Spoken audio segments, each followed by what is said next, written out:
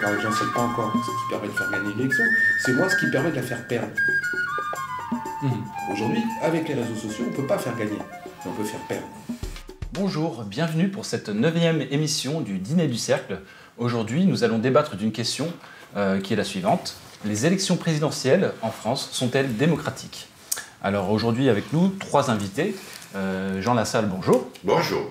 Alors, vous êtes député de la 4e circonscription des Pyrénées-Atlantiques depuis 2002. Exact.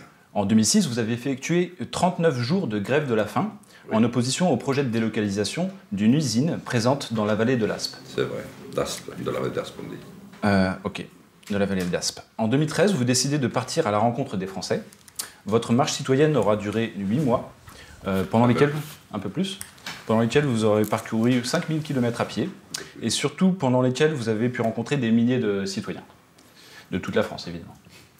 Vous êtes candidat à l'élection présidentielle de 2017, et vous expliquez les motivations de votre candidature, ainsi que les grandes lignes de votre programme, dans un ouvrage intitulé « Un berger à l'Élysée », sorti aux éditions de La Différence. Donc merci de votre présence. Et merci à vous. Étienne Chouard, bonjour. Bonjour. Alors vous êtes professeur d'économie-gestion, de droit fiscal et d'informatique au lycée Marcel Pagnol à Marseille. Si mes fiches ne sont pas à jour. Oui, il y a longtemps que je ne fais plus le droit fiscal. Mais oui. Ok. Vous êtes également blogueur. Votre blog s'intitule Le Plan C. Et c'est lors du débat précédent le référendum de 2005 sur la Constitution européenne que vous vous êtes fait connaître du grand public. La Constitution, l'anti-constitution. Oui, vous avez finalement défendu le non pendant cette campagne. Vous êtes aussi connu sur la toile pour votre plaidoyer en faveur d'une constituante formée de citoyens tirés au sort. Vous animez par ailleurs des ateliers constituants au sein desquels les citoyens s'entraînent à réécrire des articles de la Constitution. Oui.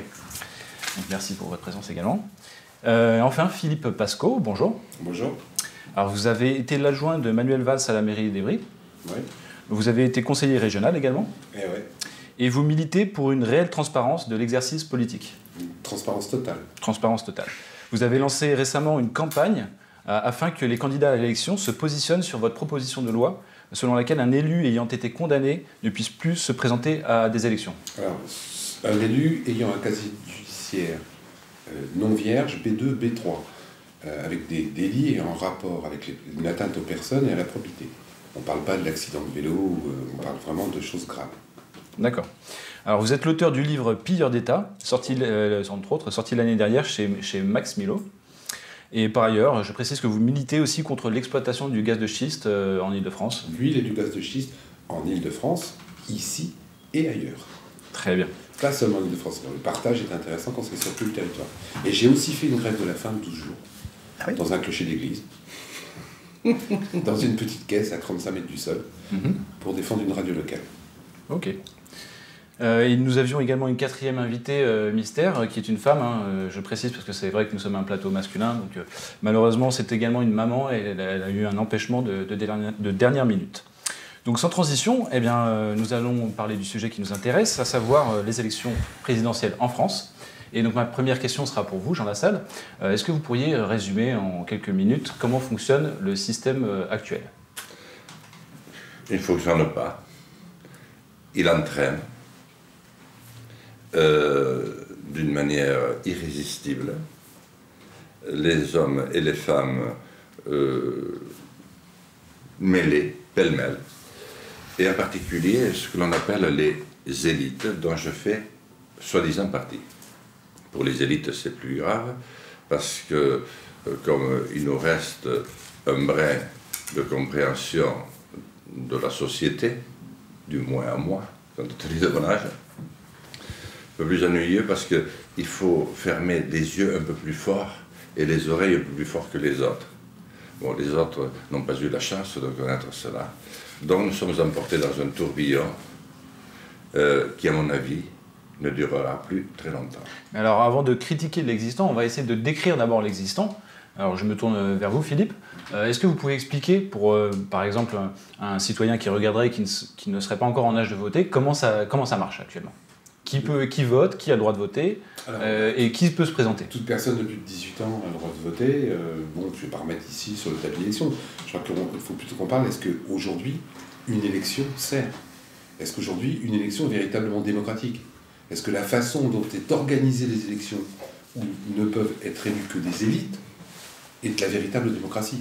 Le réel problème, et je rejoins Jean là-dessus, à mon avis, c'est un système qui ne va pas durer. Aujourd'hui, on ne peut plus dire qu'il y ait des élections. Aujourd'hui, il y a l'organisation de la mise en place des élites qui font tout pour qu'il n'y ait que la possibilité que ce soit eux qui soient en place. Alors, Étienne, Philippe vient de préciser que tout le monde peut voter, tous ceux qui sont en âge de le faire et qui sont citoyens français. Mais qui peut se présenter alors? Ça, c'est peut-être un peu plus complexe. Parce que n'importe qui, à part la présidence au-dessus de 26 ans. Et il faut avoir 500 signatures d'élus qui cautionnent. C'est-à-dire qu'en fait, les élus ont protégé l'accès à l'élection. C'est-à-dire que si un citoyen se mettait en tête de contester la procédure même de l'élection, il aurait en travers de son chemin toute la corporation des élus qui ne le laisseraient pas accéder au pouvoir, puisqu'il n'aurait pas les signatures. Mais en fait, tout est oligarchique dans la construction française, mais c'est la même chose dans tous les régimes parlementaires. Le mécanisme de l'élection est par définition aristocratique. Élire, c'est choisir le meilleur. Le meilleur, ça se dit aristos en grec. Et c'est pas étonnant qu'on obtienne des résultats aristocratiques d'abord, puis progressivement oligarchiques, avec une procédure pareille. La seule procédure démocratique digne de ce nom, c'est le tirage au sort. Tous les historiens, tous les politologues le savent depuis la nuit des temps. Platon, déjà, Aristote. Depuis qu'on écrit une histoire, on sait que la seule procédure digne de ce nom, qui soit démocratique, c'est-à-dire qui considère les humains comme à égalité politique, c'est le tirage au sort. On l'a oublié. Nous, on a grandi dans l'école républicaine qui ne nous a pas enseigné ce choix de société qu'il y a pour désigner les acteurs. Et on nous répète, et moi j'ai appris à mes enfants, j'ai appris à mes élèves que élection égale démocratie, démocratie égale élection. Comme on l'apprend à l'école, on le réapprend ensuite à nos enfants. Et c'est pas méchant, on l'apprend en croyant que c'est vrai. Et je pense que c'est la source de nos problèmes. C'est-à-dire que je fais le procès de l'élection. Je pense que nous devrions tranquillement évaluer les vices et les vertus de l'élection et du tirage au sort. Et voilà. Donc c'est pas étonnant que l'élection ne donne pas les résultats qu'on attend d'elle. Nous chérissons la procédure qui verrouille notre impuissance politique. Parce qu'on ne vote pas, on élit. Donc on ne vote pas nos lois, on élit des maîtres qui votent les lois. Donc c'est très différent, un enfant comprend ça. Alors merci pour cette première introduction. Je vous propose qu'on regarde un petit micro-trottoir de 5 minutes pour regarder un panel qui n'est pas représentatif de tous les citoyens, mais pour voir un petit peu que pensent les citoyens de l'élection présidentielle française, puisqu'on sait qu'il y a entre 30 et 60% selon les élections. Je parle de 60%, c'est plutôt pour les européennes, pour les présidentielles en général, il y a moins d'abstention. Il y a de plus en plus d'abstention, donc ce qui veut dire qu'il y a quand même un désamour des citoyens français pour les élections. Tout de suite en images.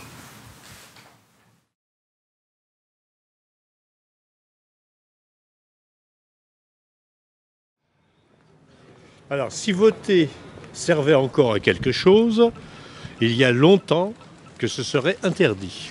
Non, je dirais que c'est pas spécialement démocratique parce que en fait, on nous a choisi plus ou moins dès l'avance les gens les favoris entre guillemets, et nous on a juste à choisir en gros qui on préfère entre les gens. Parce que je pense qu'il y a des petites personnes qui n'ont pas les moyens des gros partis politiques. Et du coup, ces gens-là, jamais on pourra les voir émerger. Donc pour moi, c'est pas... Ok, on n'est pas en Tanzanie, c'est sûr. Il y a un peu de démocratie, mais c'est une démocratie léchée, on va dire. C'est pas une démocratie en profondeur. Non, je pense pas, non. Aujourd'hui, ça a bien changé. 30 ans en arrière ou 40 ans en arrière, on n'était pas à ce stade. Aujourd'hui, payer pour voter, je trouve ça lamentable. Pour un pays qui est 4e puissance mondiale, je trouve ça vraiment honteux, scandaleux. Vous dites payer pour voter, vous parlez des primaires? Tout à fait, oui. Quand j'ai su ça, j'étais vraiment limite choqué. Je ne m'attendais pas à ce genre de choses. Pour un pays qui est 4e puissance mondiale, là, c'est vraiment incroyable. En 40 ans, je pense que là, ça va être vraiment la surprise. Surprise, vraiment. Et là, j'y serai. Voter, je ne sais pas, mais j'y serai. C'est difficile de répondre à cette question parce qu'effectivement, là... dans la situation dans laquelle nous sommes. Il n'y a aucun candidat qui représente vraiment le peuple. Voilà, il y a tout le monde qui est extrêmement déçu, tout le monde considère que les personnages politiques sont des personnages vulgaires et méprisables. Donc tout est un petit peu ridicule en fait. Oui, elles sont démocratiques parce que toute personne qui a 18 ans et qui est français peut aller voter. C'est juste que, selon moi, les gens n'ont pas cette envie d'aller voter où ils disent que leur voix n'est pas tellement écoutée, donc autant pas voter parce qu'ils savent que leur voix n'est pas comptée, alors que c'est la même démocratie qui a marché depuis la 5e République. Tous les votes blancs comptent en tant que personnes qui ne sont pas venues voter ou qui ne veulent pas voter, ils ne sont pas contents de ce qui se passe. Je pense qu'elles sont démocratiques, l'élection elle-même, oui. L'élection elle-même est démocratique. Alors comment vous expliquez qu'il y ait de plus en plus d'abstention ? Parce qu'il y a des intérêts pour la politique, c'est tout. Je crois que, et puis peut-être il y a une certaine lassitude face à certaines politiques qui sont menées, qui ne donnent pas les résultats que l'opinion espère. Oui, simple entre guillemets, effectivement. Je dirais oui et non, dans le sens où voilà, tout le monde est invité à voter de façon égalitaire donc, et à exprimer son opinion sur ces élections-là. Et non, dans le sens où le choix qu'on nous propose n'est pas forcément un choix dans lequel on se reconnaît. Enfin, je parle pour ma part. Et donc voilà, finalement, on se retrouve un petit peu à devoir voter pour des gens qu'on nous impose d'une autre façon. Donc voilà, démocratie, pas démocratie, voilà. En tout cas, je l'espère, mais c'est vrai que dans l'inconscient collectif, on se pose beaucoup la question. Donc la réponse, je ne l'ai pas, mais on peut se poser la question. Non, mais il n'y a pas que les élections présidentielles. Je trouve que le système électoral n'est pas démocratique. Et pourquoi ? Parce qu'il y a trop de contraintes qui sont extérieures au choix. C'est sur la façon dont les gens se décident à être candidats. Et c'est à ce moment-là on voit bien que dont je suis, j'ai trop souvent, presque tout le temps, voté pour des gens qui ne plaisaient pas. Voilà, parce que j'étais dans une situation où les gens, d'abord, la plupart du temps, il n'y avait pas de gens qui me plaisaient bien. Et quand il y en avait, ils étaient faits d'une situation qu'ils avaient ou aucune chance, ou que si jamais même ils avaient suffisamment de voix, ils perturbaient les résultats. On pourrait répondre oui et non. Oui, parce qu'il y a un système démocratique donc de suffrage universel qui fait que tout le monde peut voter, tout le monde s'inscrit sur la liste électorale. Non, pourquoi ? Parce que le vote blanc est pas reconnu, est reconnu comme de l'abstention, que les gens se reconnaissent de moins en moins dans les institutions politiques de maintenant, et que donc du coup finalement on finit par voter contre quelque chose plutôt que pour quelque chose, et donc voilà, la réponse serait plutôt oui et non selon moi. Je fais pas de politique, je suis désolé. Normalement oui, puisque nous sommes dans une démocratie, donc oui. Vous expliquez qu'il y a de plus en plus d'abstention parmi les citoyens ? Parce que les personnes, notamment les jeunes, parce que j'en fais partie, ne se reconnaissent pas forcément dans la classe politique, dans ce qu'on nous propose, on va dire. Ce sont des personnes qui sont là depuis très longtemps, qui viennent tous, pour la plupart, de l'ENA, qui ont fait Sciences Po, qui viennent des mêmes institutions, qui sont amis depuis longtemps. Ils ont commencé à droite, ils finissent à gauche, ils commencent à gauche, ils finissent à droite. Ils sont même amis des journalistes ? Je pense, oui. Pour certains, oui. Je pense qu'ils sont très contents que certains journalistes les suivent, balancent des choses sur eux. Je pense que rien n'est fait au hasard aujourd'hui. Voilà. Merci beaucoup pour votre réponse. De rien, bonne journée. Merci. Voilà, donc un petit panel assez intéressant. Qu'est-ce que ça vous inspire, ces citoyens qui sont quand même globalement assez conscients qu'il y a un problème dans ces élections ? Jean ? Je trouve que ça reflète totalement ce que nous ressentons tous, où que nous soyons. On dit parfois la ville, la campagne, après le périphérique. Non, c'est la France entière qui pense ça. Et je peux même dire qu'après avoir fait le Tour de France, que vous avez eu l'amabilité de rappeler, je fais un tour d'Europe, mais en voiture là. C'est exactement la même idée que se font les autres pays européens aussi de la démocratie. Et je suis tombé de l'arbre là. J'ai vu l'Allemagne, etc. Et ils n'ont pas voté plus que nous. Et Enfin, il montre, il y en a très peu, je crois 2, 3, qui croient encore à la démocratie telle qu'elle s'exerce. Et puis, il y a cet élément terrible que j'avais bien vu durant le Tour de France, c'est que 9 sur 10 sont persuadés que ça ne peut pas durer et que ça va péter. Alors, il y en a 2 sur 3 seulement qui veulent y participer. Ils disent, si on sent que ça pète, si on l'entend sur les réseaux sociaux, on y va tout de suite. Et ils m'ont décrit, sans qu'il le fasse exprès, et je l'ai raconté à François Hollande quand il m'a reçu, parce que je me suis dit, ça, c'est très dur quand même. Ils ont décrit un épisode qui a effectivement eu lieu, c'était celui des bonnets rouges en Bretagne. Et n'oubliez pas que les bonnets rouges, s'ils avaient commencé un mois avant, ils mettaient le feu à la France. Et c'est le maire de Carhaix, de Carhaix, je ne sais pas comment on dit en breton, de Carhaix, qui a interrompu tout ça. Et moi, je lui ai quand même dit merci, parce que la manifestation d'après, c'était Paris, et c'était 250 000 personnes. Et là, il n'allait pas pour faire du tourisme. Donc, le malheur, c'est ceux qui n'arrivent pas à Philippe Pascot parce qu'il tire 150 000 exemplaires, ou à Étienne Schwartz. Le malheur, c'est que mon livre, il a été complètement blacklisté. Il y en a une quinzaine de milliers qui sont vendus. Mais ils m'ont raconté, les Français, exactement, y compris les attentats. Parce que quand je visitais nuitamment à 3 h du matin, je n'étais pas gêné par le nombre d'accompagnateurs qu'il y avait avec moi. Les 30 cités que j'avais entendues comme les plus chaudes de France. J'ai pu parler partout et beaucoup entendre, il faut être patient.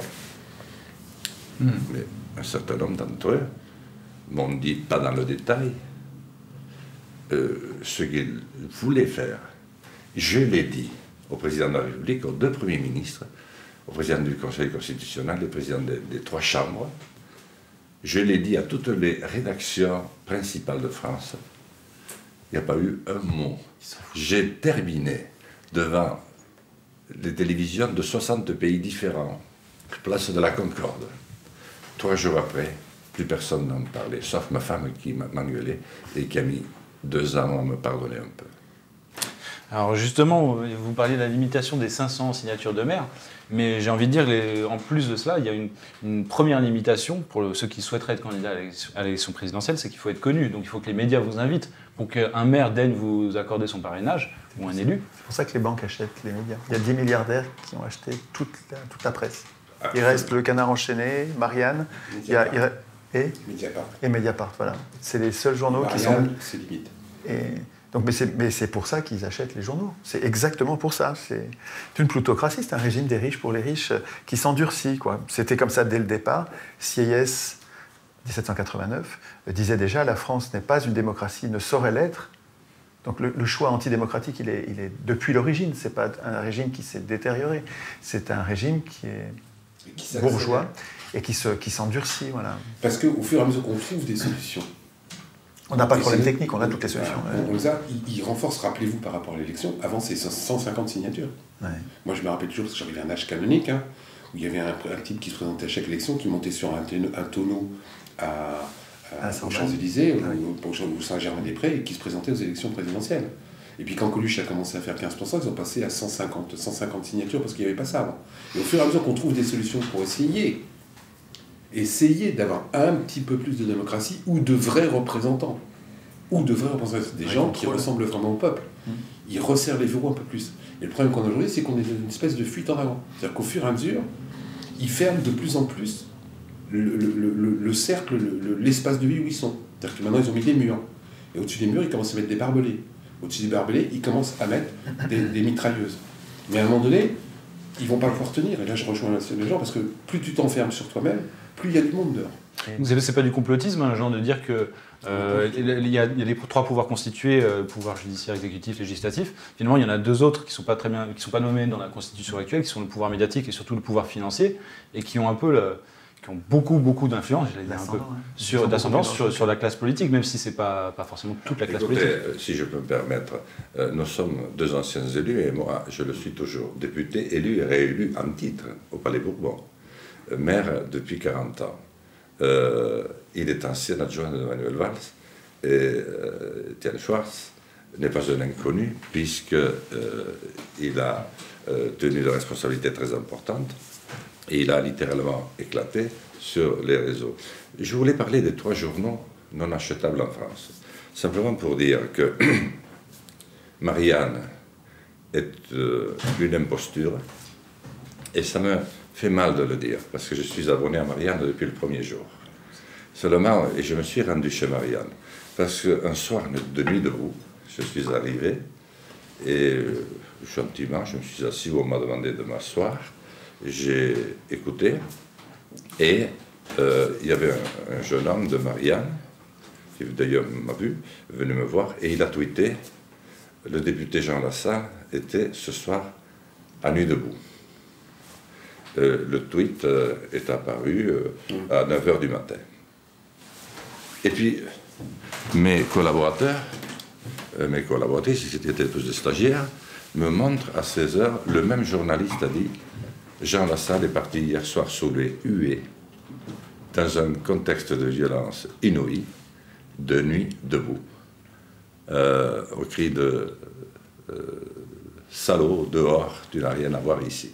Donc je me suis rendu pour rencontrer le rédacteur en chef de Marianne, dont je ne me suis pas désabonné. Sauf que quand je lis « Soutenez-nous », parce que nous sommes le dernier média libre, j'ai un peu de mal. Le Canard enchaîné et Mediapart ne sont pas achetables, mais pourtant j'ai du respect pour eux. J'ai du respect parce qu'ils osent. Mais le Canard, il vieillit mal. C'est des attaques abdominales, comment on dit ça. Il ne critique plus le système. Il s'en prend aux hommes qui sont pris dans le pot de confiture et qui sont nécessaires. Parce que ça permet de dénoncer celui qui a fauté alors que tout le monde faute. Mais ça permet de laisser quand même fonctionner le système. Et Mediapart, c'est pareil. C'était plein de bonne volonté, mais malheureusement, aujourd'hui, on est obligé de prendre celui qui s'est fait prendre et de le rouer de coups jusqu'à ce que mort s'en suive. Alors, c'est vrai qu'il y a la désaffection qu'il y a pour la classe politique, elle est également valable pour les médias mainstream, les médias traditionnels. De plus en plus de Français se détournent de la télévision et vont chercher de l'information sur Internet. C'est aussi peut-être une piste d'espoir. En tout cas, c'est bien pour nous. Ou le désespoir. Ou le désespoir, c'est selon. Alors, pour en revenir à ce que les gens critiquaient un petit peu dans le micro-trottoir, donc il y a le bipartisme, cette impression que gauche-droite, finalement, ça alterne au pouvoir, et finalement, il n'y a pas grande différence, il y a les mêmes programmes économiques dont la majorité des Français ne veulent plus. Moi, je dis pas gauche-droite, hein. Je dis bonnet blanc et noir bonnet. Oui, mais ils sont tous de droite. Le problème des partis, c'est qu'un parti, c'est mécaniquement forcément ouvert, puisqu'il s'agit de rassembler des forces pour faire gagner un candidat. Les partis ne servent qu'à gagner les élections. Avant qu'il y ait les élections, il n'y avait pas de parti. Les hommes font de la politique depuis toujours, depuis qu'ils sont hommes, probablement. Et on n'avait pas de parti. On n'a pas besoin de parti pour faire de la politique. Et les partis servent à gagner les élections. Mais les partis donc sont ouverts. Et dès qu'un parti fonctionne, il se fait infiltrer par les riches. Les riches infiltrent, ils l'ont déjà fait au milieu du XIXe siècle, le tiers, donc un assassin, un affairiste, un banquier, une crapule financière, un arriviste, massacreur de la commune, son parti c'était centre-gauche. Donc il y a longtemps qu'ils ont compris qu'il fallait s'appeler gauche pour gagner les élections, mais ils ne sont pas de gauche du tout. Et donc, dès qu'un parti fonctionne, remporte des voix, il se fait noyauter, infiltrer, noyauter, dévoyer. Et c'est pour ça qu'on n'a pas de gauche. Le problème, c'est qu'il y a une idée de gauche, il faudrait défendre l'intérêt général, défendre la justice, la paix, mais il ne peut pas y avoir de parti qui le défende, parce que dès qu'un parti est en situation de gagner, il se fait dévoyer par les riches. Et pour ça, il n'y a que des... Donc l'élection, c'est indémerdable. On s'en sortira pas avec l'élection, je crois. Parce que les riches, l'élection donne trop de prise aux escrocs. Philippe ? Je rejoins en partie le discours d'Estienne, parce que moi j'essaie d'aller un petit peu plus loin, parce que moi je parle plus de gauche, je parle de droite. Ce que je voudrais, c'est des gens qui soient humains. Et des humains, il y en a à droite et il y en a à gauche. Aujourd'hui, ça veut dire quoi la gauche ? Aujourd'hui, ça veut dire quoi la droite ? Moi, ce qui m'intéresse, c'est le partage et pas le profit. Or, on s'aperçoit qu'aujourd'hui, la plupart des élus, et là je rejoins Étienne, ne travaillent que pour le profit et non pour le partage. Je ne mets pas Jean Lassalle dans le coup. Et ça, c'est un réel problème. Et le partage, c'est pas une notion de droite ou une notion de gauche, c'est juste une notion humaine. Et je pense que ces gens, au fur et à mesure qu'ils rentrent dans les partis, se déshumanisent. Alors maintenant, l'analyse plus simple par rapport aux riches et aux pauvres, pour moi, elle est simple à comprendre. Un riche, il a du temps. Un pauvre, il n'a pas de temps.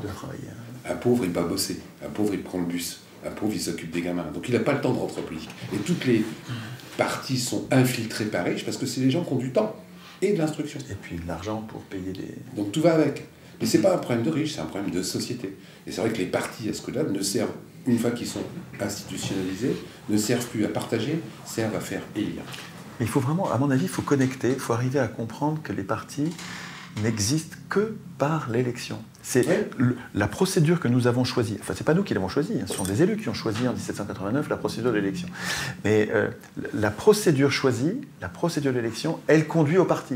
Ça sert à rien d'essayer de supprimer ou modifier les partis tant qu'il y a l'élection. C'est-à-dire que nous adorons la procédure qui produit les ravages que nous contestons, que nous déplorons. Alors, pour terminer avec l'histoire de gauche et de droite, moi j'ai l'habitude de dire, et Jean, je vais vous faire rebondir là-dessus, que la gauche, finalement, c'est maman, et que la droite, c'est papa. C'est-à-dire que la gauche, c'est celle qui protège, la droite, c'est la droite des devoirs, donc c'est plutôt papa. Ils ont même mis des codes couleurs, c'est-à-dire qu'ils ont mis le rose à gauche et le bleu à droite pour qu'on soit sûr de ne pas se tromper. Au milieu, il y a le petit Jésus. Jean Lassalle, vous vouliez rebondir? Oui, sur ce plan-là, il n'y a plus de papa ni de maman. Ouais. Nous sommes tous orphelins. Je voulais dire simplement, je n'ai pas tout à fait la même analyse, notamment qu'Étienne, puisque c'est un débat. Donc on est là pour essayer de comprendre au plus proche et de dire au plus près de ce qu'on ressent, ce que l'on a l'option de dire. Moi, je crois encore en la démocratie et je crois encore à l'élection. Pour une simple et bonne raison, c'est que j'ai vécu cela. J'ai vécu mon état de maire pendant, je dirais, 25 ans, en ayant le sentiment, mais plus que réel, c'était une réalité, qu'avec le conseil municipal avec lequel j'avais été élu, à grande difficulté, parce que j'avais en face de moi une liste qui voulait autant que moi administrer la mairie, eh bien, j'avais le pouvoir. C'est ce qui m'a permis d'ailleurs de faire la route qui mène à la maison, elle n'y était pas, et à celle de tous les autres, de mettre le téléphone, de mettre l'adduction d'eau potable. Tu me diras, quelqu'un l'aurait fait peut-être pareil. Je ne suis pas sûr, parce que je connais des villages qui sont devenus des villages fantômes, parce qu'ils n'ont jamais eu ça. Et lorsque je me rendais à une réunion, j'étais accueilli. Et lorsque je fêtais un mariage, ou que je mettais le drapeau tricolore devant la mairie, même celui qui n'avait pas voté pour moi éprouvait de la fierté, parce qu'il se sentait concerné par le rôle que j'accomplissais. Par contre, depuis 30 ans, la chute du mur de Berlin, le modèle unique qui était le nôtre, c'est-à-dire un modèle plutôt libéral, mais démocratique, est devenu fou furieux. Nous l'avons encouragé à faire du fric il en faut. Et des hommes d'argent, il y en a toujours eu. Il y a eu Peugeot, il y a eu Citroën, il y a eu Schneider. Et ils en mettaient beaucoup de côté, mais ils voulaient un progrès pour l'homme et pour eux-mêmes. Tandis qu'aujourd'hui, les fonds de pension américains ou les fonds qui sont arrivés du Qatar ou d'Arabie Saoudite, mais je pourrais en citer bien d'autres, ne sont là que pour faire de l'argent sur cet argent. On a encouragé à la spéculation et on a tout marchandisé. Dans 2 ou 3 ans d'ici, votre sourire vaudra une petite somme.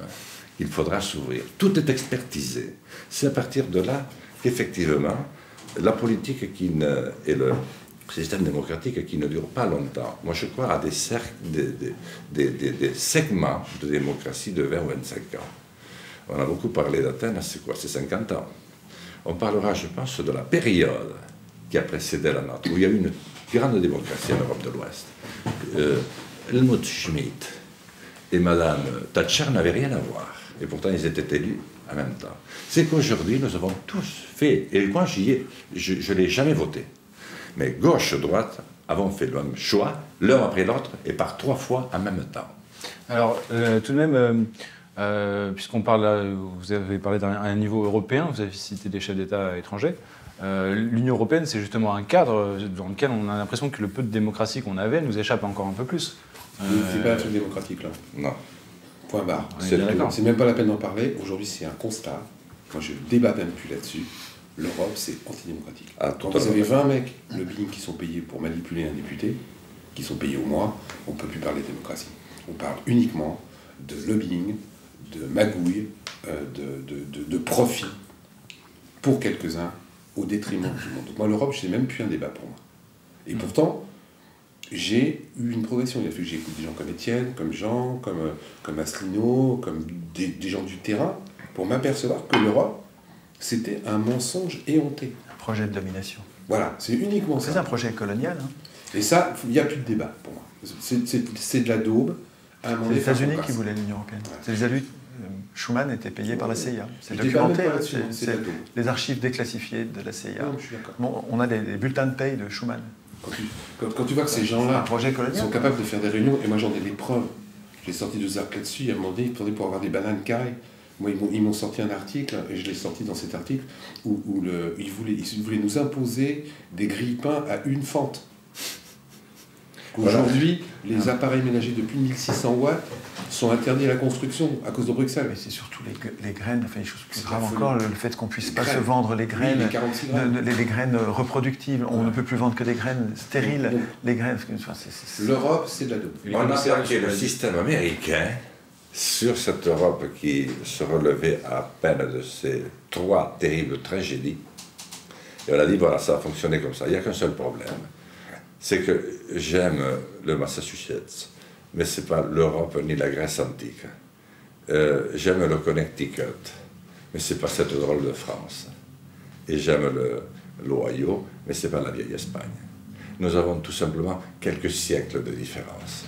Voilà, quelques siècles qui ne sont pas tous inutiles, où nous avons, et notre pays a contribué, monté quelques échelles dans la civilisation, c'est ce qui nous éloigne de l'animalité. Parce que la règle première de l'homme, c'est pas de voter, c'est de savoir qui est le plus fort pour que je t'écrase parce que je suis plus fort que toi. Ce n'est qu'après plusieurs siècles, je pense, qu'on a appris à se tuer un peu moins violemment. Voilà. Et qu'on a fait donc des systèmes démocratiques. Qui n'a pas que du mauvais, je l'ai dit tout à l'heure, mais j'y reviendrai. Donc c'est un remake, très mauvais remake, des États-Unis, dans une zone qui avait eu des turbulences atroces, tragiques, toutes récentes, et que l'on a plaqué en vendant ça comme le futur espace le plus démocratique, le plus social, le nouveau monde de demain. Et malheureusement, tous ceux qui ont cru se sont rendus compte aujourd'hui qu'ils avaient tout perdu. Donc du coup, Jean soulignait tout à l'heure la différence qu'il y avait entre les élus locaux, surtout des petites villes, et les élus nationaux. Bien sûr. À mon avis, l'élection s'adapte bien au niveau local. Parce qu'on connaît les candidats, on les voit travailler, donc on peut contrôler qu'ils font bien ce qu'ils ont dit, on peut les aider s'ils en ont besoin. L'élection est bien adaptée à la petite échelle. Par contre, dès qu'on monte en échelle, c'est complètement inadapté. L'élection par construction, elle induit, comme elle est fondée sur la confiance, comme on choisit les meilleurs, on va leur faire confiance.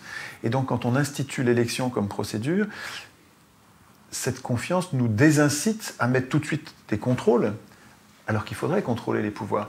Et donc les institutions qui mettent en place l'élection ne prévoient pas de contrôle. Et à grande échelle, comme on ne connaît pas les candidats, comme on ne les voit pas travailler, plus on est à grande échelle, plus ils sont loin de nous, plus l'élection est très profondément inadaptée. Et le tirage au sort, au contraire, qui lui, sachant que nous désignons n'importe qui, quand on institue le tirage au sort, on pense au contrôle aussitôt, évidemment, forcément, puisqu'on on peut très bien, on risque de tirer au sort un incapable, un idiot ou un malhonnête, donc tout le monde sait ça, et donc quand on institue le tirage au sort, on institue aussi des contrôles pendant le mandat, des contrôles à la fin du mandat, reddition des comptes et punitions. Et donc le tirage au sort et ses contrôles est une procédure qui est bien plus adaptée à la grande taille à cause des contrôles qui vont avec que l'élection qui, elle, parce qu'elle est élection, elle désincite à mettre en place des contrôles. Donc je trouve qu'à petite échelle, l'élection est tout à fait imaginable. À grande échelle, je trouve qu'elle est invraisemblable. Mais nous ne l'avons pas d'ailleurs jamais choisi. On ne nous a jamais demandé quelle procédure choisissez-vous avec un vrai débat, quels sont les avantages de l'un, les inconvénients, quels sont les avantages de l'autre, les inconvénients. On n'a jamais eu de débat sur... On ne nous a jamais laissé choisir ça. Ce sont toujours des élus qui ont choisi que la procédure, ça allait être l'élection. Et oui, mais bon, c'est normal qu'ils le choisissent parce que c'est l'intérêt... Les élus ont intérêt à ce que ce soit l'élection, mais ça ne correspond pas, je crois, à l'intérêt général. Nous aurions intérêt à faire le procès d'élection. Nous aurions intérêt à étudier le sujet. Étudier le sujet. Ce qui n'est pas le cas aujourd'hui. C'est-à-dire qu'aujourd'hui, malheureusement, il n'y a pas de remise en cause, il n'y a pas de doute, il y a un refus absolu de nous laisser. Et à partir du moment, moi j'estime que ces gens ne se remettent pas en cause, ils commencent à avoir tort. À partir du moment où tu commences à être dans des certitudes, et on le voit sur plein de choses. Dans la religion, dans d'autres, dès que les mecs sont dans la certitude, ils tombent dans la dictature. Alors c'est soit une dictature franche, soit une dictature insidieuse. Nous, aujourd'hui, nous sommes dans une dictature insidieuse. C'est vrai qu'il y en a qui parlent effectivement, par rapport à l'abstention grandissante, de rendre le vote obligatoire. Oui, je suis un des partisans pour l'instant de ça. Mais pour une simple raison bâtarde. Je dis bien bâtard parce que c'est pas la solution extrême. Moi, j'essaie de trouver des pistes de travail pour améliorer, qu'on monte les marches d'escalier une par une. Donc, moi, je vise pas la 5e marche, j'essaie de monter les marches une par une. Parce que je sais que quand on essaie de monter 5 marches trop vite, on se passe la gueule. Donc le vote obligatoire, pourquoi ? Parce que le vote obligatoire, pour moi, c'est la seule façon politique d'avoir une reconnaissance du vote blanc en exprimé, puisqu'il n'y a plus d'abstention. J'allais y venir justement au vote blanc. Mais ce n'est qu'une piste de travail. Est-ce que tu te contentes de compter les votes blancs ou est-ce que tu leur donnes un effet ? Est-ce que par exemple, si le vote blanc est majoritaire, majorité relative ou absolue, est-ce qu'on renvoie les candidats chez eux et on les empêche de se représenter puisqu'ils viennent d'être, on vient de leur dire non ? C'est une évidence absolue. À partir du moment où tu supprimes l'abstention, tu es obligé de donner un pouvoir politique au vote blanc. Si tu lui donnes un pouvoir politique au vote blanc, tu es obligé de lui donner un pourcentage. Si tu lui donnes un pourcentage, tu es obligé de lui donner une valeur. Si tu donnes une valeur, au premier tour, les mecs, ils peuvent les dégager. Aujourd'hui, on ne peut pas dégager quelqu'un au premier tour. Tu as 2 connards qui se présentent, on est coincé. Moi, ce que je veux dans le vote obligatoire, c'est que... Et en plus, je le dis, le vote obligatoire, ça existe déjà en France. Hein. Donc, on ne me dise pas que c'est pas possible. Pour quel scrutin ? Quand j'étais conseiller régional, tu votes pour les sénateurs, c'est un vote obligatoire. Ah oui. Ça existe déjà. Et si je ne vais pas voter en tant que conseiller régional, je suis taxé à 150 €. Et si je vais voter, on me donne 100 €. Donc une carotte et un bâton. Non, mais moi, je suis plus pour la carotte dans le vote obligatoire que le bâton. Mais le vote obligatoire, pour moi, qui n'est qu'une piste de travail.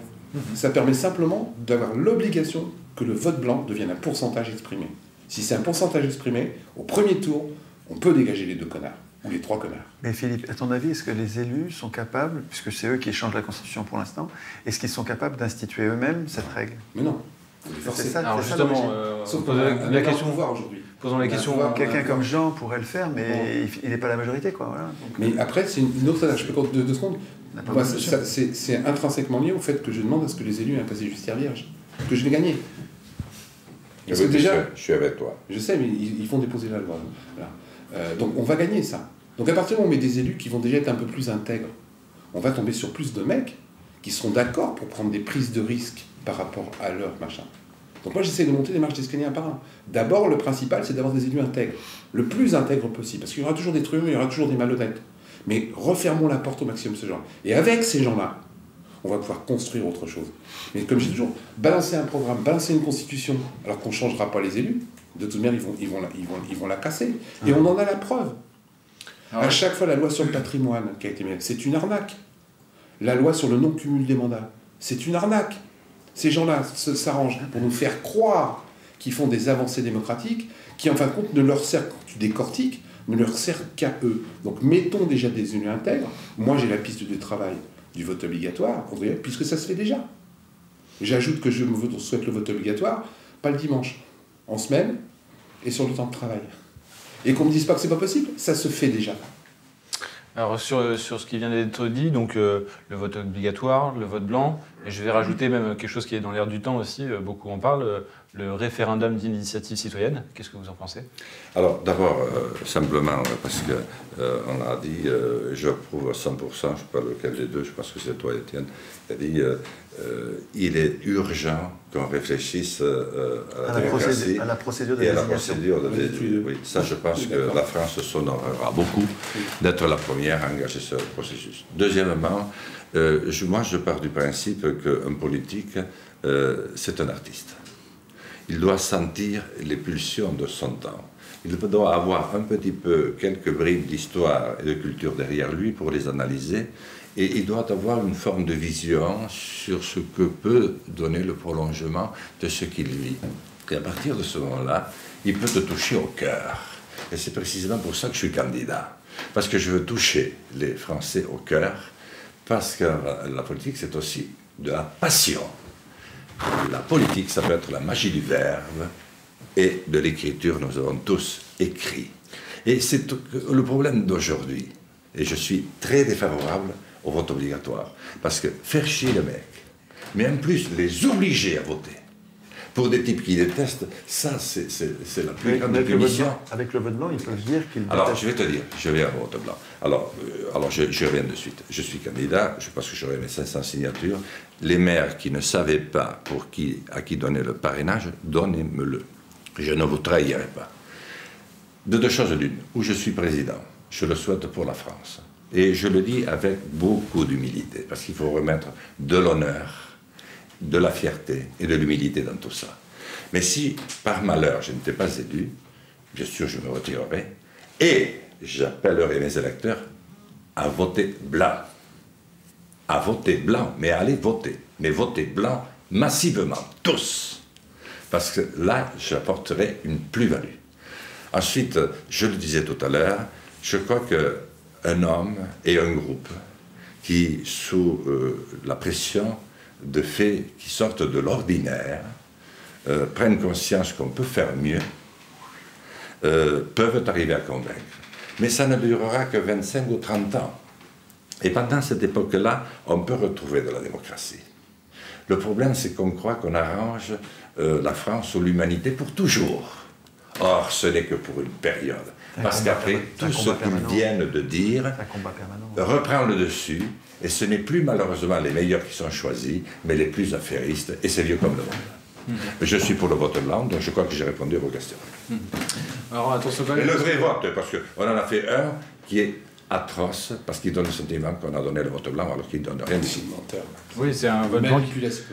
Un vote blanc qui n'a pas de pouvoir. Je dirais juste attention, parce que de l'artiste au comédien, il n'y a parfois qu'un pas. Donc, vous disiez. L'artiste escroc. Voilà. Parce qu'un élu malfaisant est d'abord un bon comédien et d'abord un bon escroc. Donc, moi, je suis pour le travail du cœur, mais le travail du cœur contrôlé. Non, moi, je pensais à Michel-Ange. Je pensais à quelques-uns des grands peintres. Je pensais à Brel. Tu vois, je pensais à ça quand je parlais d'artiste. On est d'accord, Jean, qu'un bon élu doit aussi quelqu'un qui a des lumières d'enfance dans les yeux. Voilà, c'est exactement. Je te suis complètement là-dessus. Quelqu'un qui doit être capable d'être naïf tout en mettant les pieds sur terre. Mais il n'empêche que quelque part, il faut des contrôles. Que quelque part, à la base, et moi c'est là que ça m'intéresse. Étienne parle d'un contrôle permanent.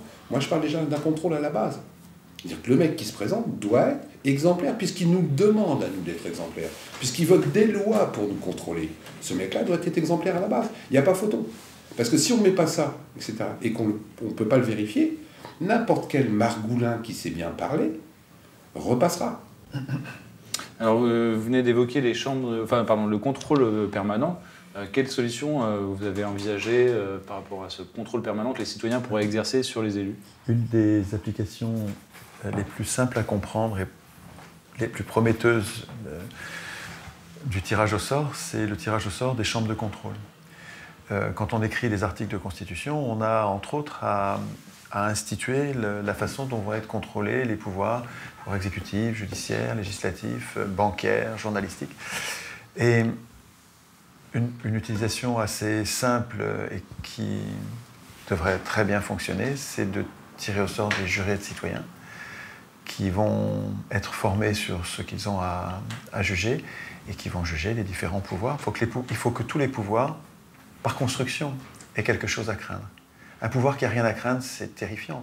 Le pouvoir est comme tout ce qui est vivant et inerte, comme toutes les forces vont jusqu'à ce qu'il y ait une limite.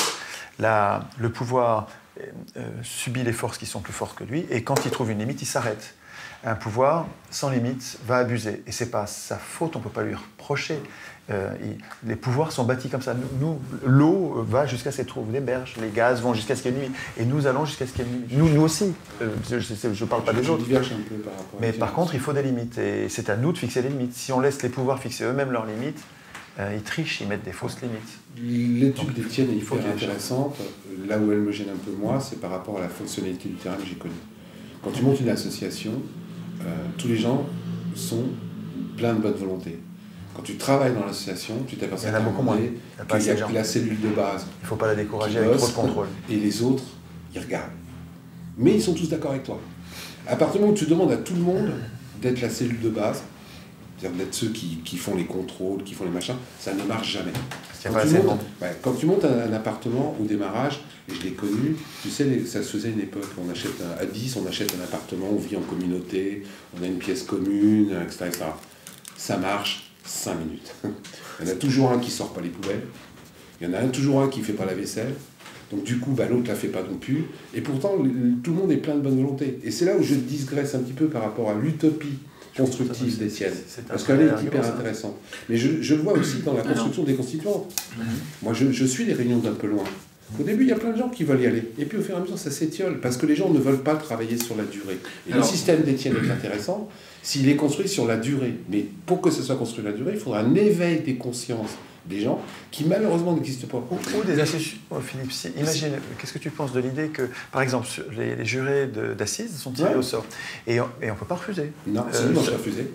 Il faut une raison de force majeure. Normalement, tu as... Comment ? Aucune. Je croyais que c'était obligatoire. Oui, c'est ce qui est sur le papier. Moi, j'ai été tiré juré, j'ai pas été. Simplement, c'est pas puni. C'est une sanction. Il n'y a pas de sanction. Non. Mais les jurés d'assises, tu n'es pas un juré d'assises permanent, tu es un juré d'assises une fois. C'est très court, voilà. Et est-ce qu'on pourrait, parce que si on rend le truc obligatoire, parce que c'est des corvées, quoi. Quand on a des corvées à faire dans un corps social, on s'y colle tous, quoi. C'est obligatoire. Oui. Mais tu l'as fait bien, tu l'as fait mal. Parce que justement, tu te débarrasses de la corvée. Mais tu as le regard social des autres. Tu t'en fous. Ça dépend des gens. Il y en a peut-être quelques-uns qui s'en foutent, mais le système peut fonctionner comme ça. Pendant qu'ils se départagent, est-ce que tu me laisses... Si c'est pour rebondir sur ce qu'ils viennent de dire, ça pourrait être pas mal. Alors, non, moi je ne crois pas du tout, et pourtant j'ai dit tout à l'heure qu'il était de très grande urgence de passer à un processus de réflexion auquel les hommes et femmes de bonne volonté s'astreignent librement, pour y voir clair. Mais le vote blanc, le tirage au sort, non. Parce que Picasso n'est pas devenu Picasso du jour au lendemain. Il faut beaucoup de boulot. Michel-Ange non plus. Je pense que c'est aujourd'hui le mandat qui est confié par le peuple, puisque moi je m'inscris encore dans cette démarche, réclame quand même une technicité, mais surtout une volonté d'arriver. Il faut se mettre les tripes au soleil, nuit et jour. Sacrifier beaucoup. Attends, tu me réponds après. Laisse-moi faire, juste, parce que sinon je ne vais pas y arriver. Si on avait des émissions comme ça en France plus souvent, je t'assure qu'on arriverait plus vite à nos objectifs. Et tu ne peux pas demander ça de n'importe qui. À n'importe qui. Et j'ai été tiré, mais finalement, on n'a jamais eu besoin de moi pour les assises. Mais j'ai des copains qui ont été. Et ils m'ont dit leur rôle très important du procureur de la République ou des juges auprès des 13 ou 15 membres. Et bien des fois, ils m'ont dit qu'ils avaient été finalement très influencés et qu'ils n'avaient pas voté ce qu'ils pensaient voter originalement. Donc il y a à boire et à manger. Moi je crois que quelqu'un...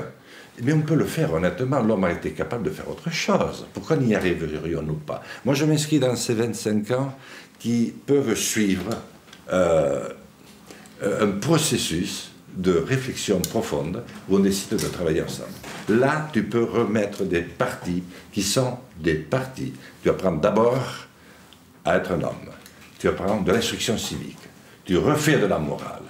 Et ensuite, tu apprends que lorsque tu as perdu un siège de député, tu ne te représentes plus pendant 5 ans. À rien. Tu ne vas pas être sénateur au mois de septembre, comme me le disaient les Français.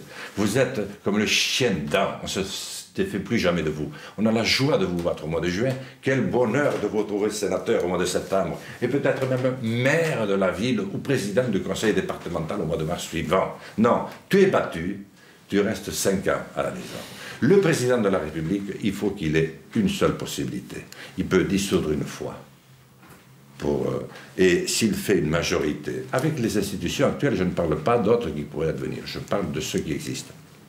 Il peut essayer de reconstruire et de retrouver la voix du peuple, puisqu'elle l'a élu.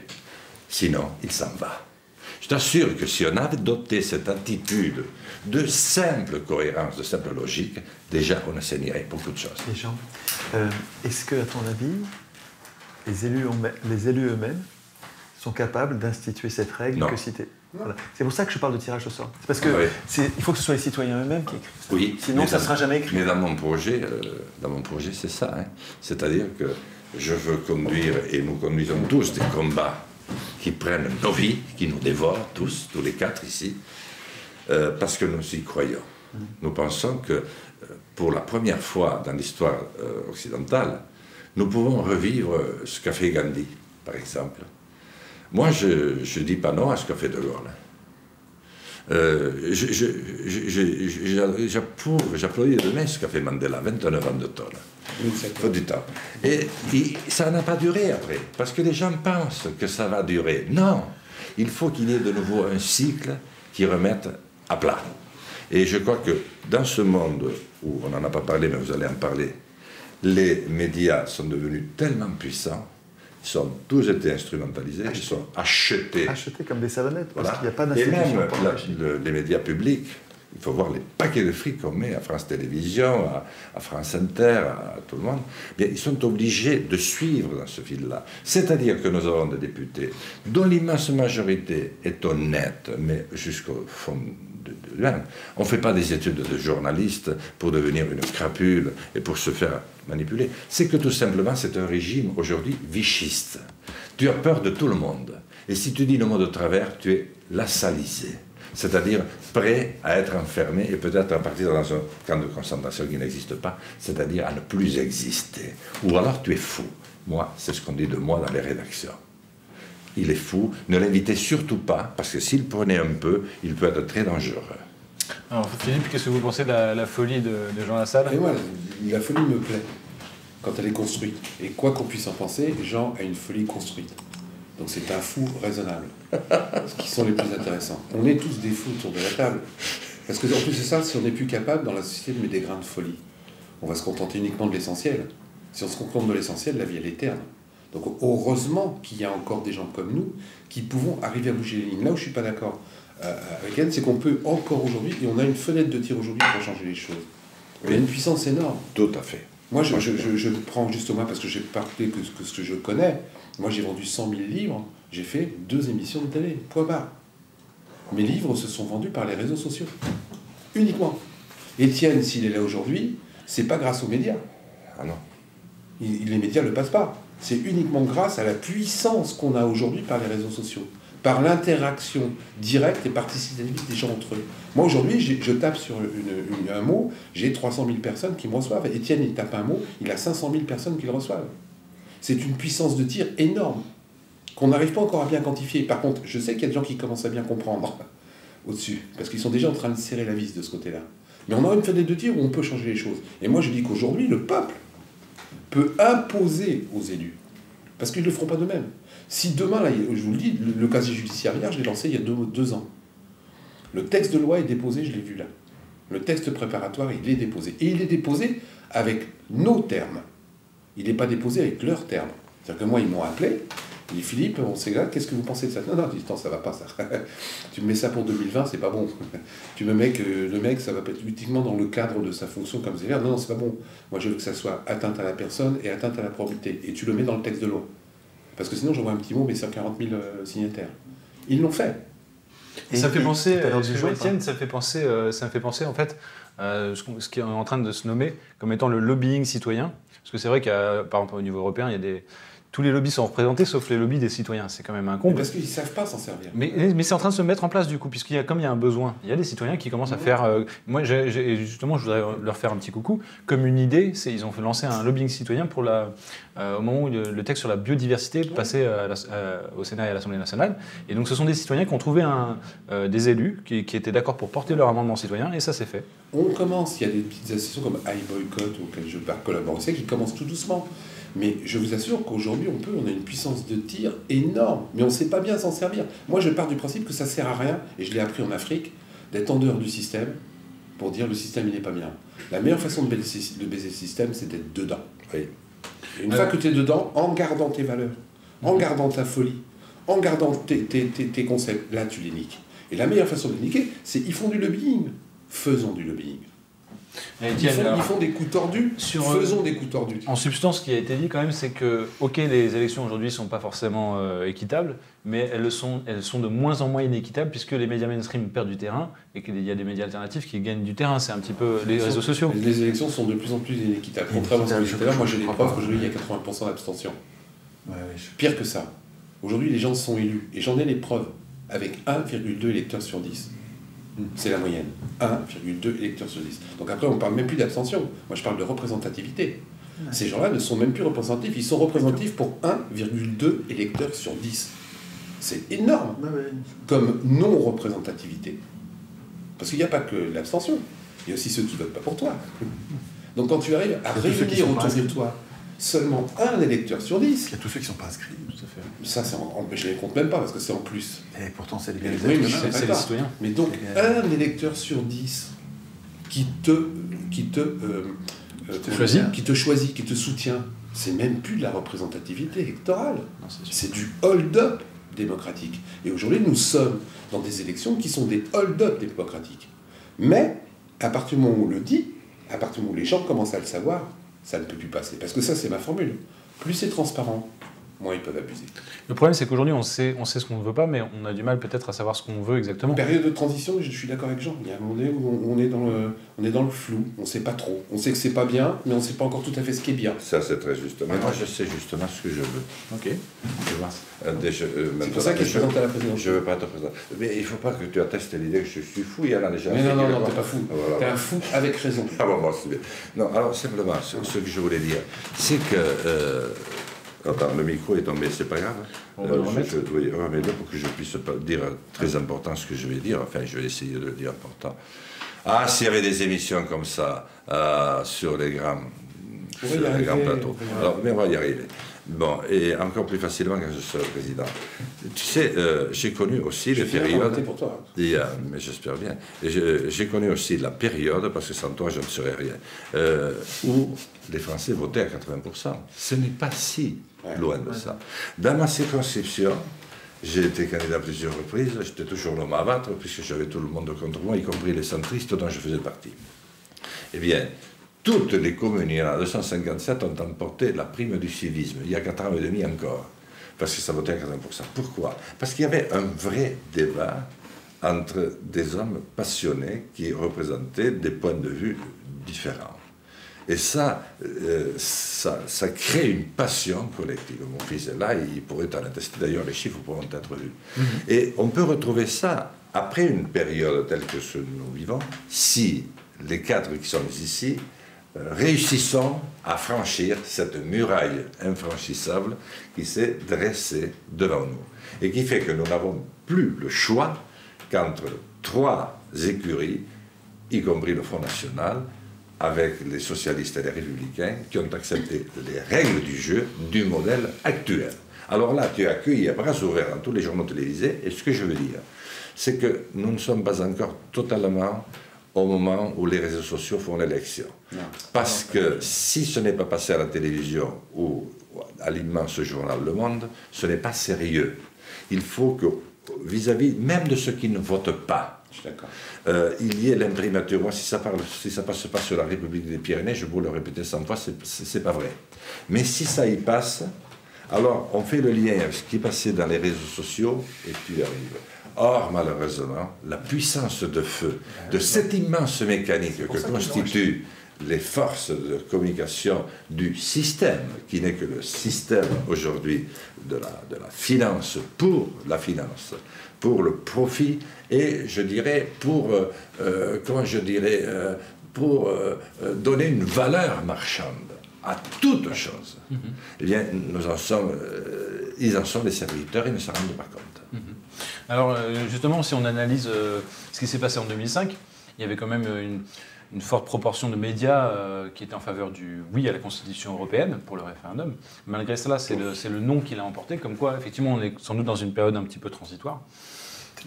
Premier effet Trump. Et on a également en fait aussi cette abstention qui est fonction de l'élection, puisque au référendum, je crois qu'il y avait une très forte participation des citoyens, et alors qu'aux élections suivantes pour les députés européens, il y a eu un tiers, je crois, seulement des électeurs qui se sont déplacés. 14% d'abstention. Parce qu'ils se sentent, peut-être que les citoyens français sont, ils sentent bien qu'ils n'ont pas de pouvoir. Je connais pas ces mecs-là. Pourquoi tu veux que je vote pour eux? C'est une élection qui me paraît tellement lointaine. Plus c'est grand, moins l'élection est adaptée. C'est pas intéressant. L'élection de proximité, quand tu es maire depuis 40 ans, pourquoi? Parce que tous les gens du village te connaissent. Et les autres veulent te battre. Ah bah, t'as toujours ça. Et voilà. Donc tu crées une émission, mais le député, tu le connais même pas. Les mecs qui se présentent sur des endroits en tant que député, ils sont même pas du coin. Parce que quand la particularité des députés, c'est que tu peux habiter Paris et tu te présentes dans l'Aveyron. Donc rien que ça, c'est un non-sens. Rien que ça, c'est un non-sens. Mais on peut le contrecarrer. Moi, je suis vraiment pour une prise de conscience, et il y a de plus en plus de prise de conscience, où je suis d'accord avec Jean, c'est pas encore ce qui permet de faire gagner une élection, c'est moi ce qui permet de la faire perdre. Aujourd'hui, avec les réseaux sociaux, on ne peut pas faire gagner, mais on peut faire perdre. Parce que la prise de conscience, et j'ai encore vu hier soir, il y a 200 personnes qui sont venues à une réunion que je faisais, les 200 personnes, ils sont repartis en disant « je ne voterai pas pour un élu qui a été condamné, même s'il est de mon parti politique ». Même s'il est de mon parti politique. Et rien que ça, c'est un problème. Ça ne les empêche pas de voter Fillon. Par exemple, Fillon n'a pas de casier, c'est ça? Non, mais personne n'a voté Fillon. Il faut arrêter. Il y a 9% des gens qui ont voté à la primaire. Ça suffira pas à nous protéger. Personne. Oui, je sais. La tyrannie. Mais je suis d'accord avec toi. Le problème, c'est que je suis d'accord avec toi. Après, c'est les marches d'escalier. Oui, le timing aussi. Nous ne pouvons pas demander aux gens de monter 25 marches d'escalier tout de suite. Ça ne passera pas. Les gens vont s'user. Et au fur et à mesure, ils vont être dégoûtés. Donc il faut, quand tu veux attraper un oiseau au loin, tu commences par acheter des petites miettes pour qu'il s'approche. Si tu essaies tout de suite de lui courir après, il se barre. Donc là, il faut que de temps en temps, on appâte gentiment. Et que donc, on monte les marches d'escalier d'une démocratisation, une par une. En japonais, on dit Kaizen, chez mon petit intellectuel, ça veut dire la technique des petits pas. Alors, en attendant, pour apporter de l'eau à notre moulin collectif qui tourne quand même pas mal depuis 1 heure, moi je trouve qu'on n'est pas mauvais, j'ai rencontré il y a 1 mois un gars qui m'en voulait terriblement. Il me cherchait, il voulait même me casser la figure, et je pense que vu son gabarit, si je n'avais pas usé un petit peu de mon savoir-faire, il l'aurait fait. Parce que j'étais un politique et j'étais un député. Il me dit, je n'ai rien à foutre que vous soyez Jean Lassalle, vous êtes aussi pire que les autres parce que vous êtes plus malin, vous vous faites passer pour un brave type. Mais alors que personne ne me parle plus jamais des primaires des Républicains. Parce que ça, c'est la honte absolue. Les télévisions, les journaux en sont remplis, je ne peux plus supporter, je lui fous mon poing dans la gueule. Qu'est-ce que j'apprends il y a 3 jours? Qu'il a été voté aux 2 tours. J'ai eu ce matin la rédactrice chef de France Inter, et à laquelle j'avais pensé sa tenue, mais pas du tout à défaire. Je lui ai dit gentiment, parce qu'on avait eu 2 heures d'entretien, et j'ai dit, mais c'est incroyable, je pensais à vous sa tenue, mais je lui explique pourquoi. Je lui ai dit, je pensais qu'on avait dit des choses. Elle m'a dit, mais oui. J'ai dit, je n'ai vraiment pas fait beaucoup d'effets parce qu'elle m'a dit, mais c'était le 24 septembre. J'ai plus entendu parler de vous, je ne suis plus sur un plateau de télévision, je ne suis plus sur aucun journal, je ne suis plus nulle part. Donc vous n'existez plus. Je n'existe plus. Elle me dit, mais moi, j'ai pensé, vous m'avez fait pleurer. Ah, mais dis donc, vous avez les larmes intérieures. Et elle me dit, non, mais on ne peut pas. Vous comprenez que j'ai 3 enfants et je ne peux pas les voir. Et je finis à minuit, je rentre à 6 heures. Mais vous vous rendez compte, on est en train de préparer Montebourg. Mais c'est l'urgence absolue. Donc c'est pas une femme à mentir. Je vois l'éclat de ses yeux. Elle croit de toutes ses forces qu'elle sert la démocratie. Or, elle ne sert que les 3 classes qui ont été choisies pour maintenir le système que nous avons en place. Et je rajoute par rapport à là, qu'on est plus dans la folie la plus folle aujourd'hui. Parce qu'aujourd'hui, nous avons une élection de primaire de droite, où ils appellent les mecs de gauche pour venir voter à la primaire de droite. Ah oui, alors ça c'est formidable. Je deviens fou. Et le mec de gauche, qui s'appelle Montebourg, il dit, mais moi je veux bien les votes des mecs de droite. Mais c'est quoi ces élections? Il n'y a même plus de sens de conviction. Ni de pudeur. Et tu te rends compte, le mec de droite, il appelle les mecs de gauche pour voter pour lui, le mec de gauche, il appelle les mecs de droite pour voter pour lui. Sur une élection, soi-disant, pour ses valeurs. Parce qu'en plus, on te fait signer un papier, non seulement tu es de gauche, tu vas voter à droite, mais on te fait signer un papier comme quoi tu votes pour mes valeurs. Et puis pour les mecs de gauche, on va faire pareil. Non mais, on est en pleine folie. En pleine folie, c'est sûr. Non seulement c'est plus de la démocratie, mais c'est d'une malhonnêteté, c'est de l'escroquerie. C'est de la magouille. C'est de l'escroquerie. Montebourg qui appelle, je veux bien des voix de droite. Où c'est qu'on a vu ça? Et le mec, Sarkozy, qui disait, oh ben moi ça me gêne pas si les mecs de gauche ils votent pour moi, et puis qui insinuait ça par leur lieutenant. Mais c'est une folie. Où sont les convictions? Dans les yeux, mes amis, je suis député de la nation, élu et réélu. Je siège au Palais Bourbon. Je suis maire depuis 40 ans. Je n'ai que 61 ans, je l'avais été très jeune. Mais la télévision d'aujourd'hui, la radio d'aujourd'hui, les médias d'aujourd'hui, y compris les plus illustres, vous mentent effrontément. Comme nous mentons, nous, les députés, nous n'avons jamais menti depuis que je suis élu avec autant d'aplomb que nous le faisons aujourd'hui. C'est un mensonge absolu, je vous le dis les yeux dans les yeux. Alors, avec ça, tu bosses pas. Étienne, après cette belle déclaration, la démocratie directe, on en entend parler. Qu'est-ce que ça recouvre, cette terminologie, exactement? C'est facile, hein. C'est les citoyens qui votent eux-mêmes leurs lois. Hein. Mais c'est un pléonasme. Parce que la démocratie, c'est direct. Sinon, si c'est représentatif, c'est pas la démocratie, c'est autre chose. Ça s'appelle le gouvernement représentatif. Ils ont appelé ça démocratie pour être élus. Ils sont appelés Parti démocrate au XIXe siècle. Hein. Parti démocrate, Parti progressiste, Parti... Mais démocratie représentative, c'est un oxymore. Ceci dit, j'imagine tout à fait un gouvernement représentatif qui serait acceptable et qui serait bon pour le bien commun. Hein. Il faut juste que ce ne soient pas les élus qui écrivent eux-mêmes les règles les limites de leur pouvoir, les règles de leur dévolution, la dévolution de leur pouvoir, qui fixent les contrôles, qui fixent leurs revenus, qui fixent leurs privilèges. Tout ça, il ne faut pas que ce soit eux qui l'écrivent. Donc on pourrait imaginer, j'arrive tout à fait à imaginer un bon gouvernement représentatif, donc qui ne serait pas une démocratie, qui serait un meilleur régime, peut-être une aristocratie, une vraie aristocratie où on désignerait les meilleurs, mais librement on désignerait pas les meilleurs parmi des gens qu'on nous impose. C'est-à-dire qu'il faudrait par exemple...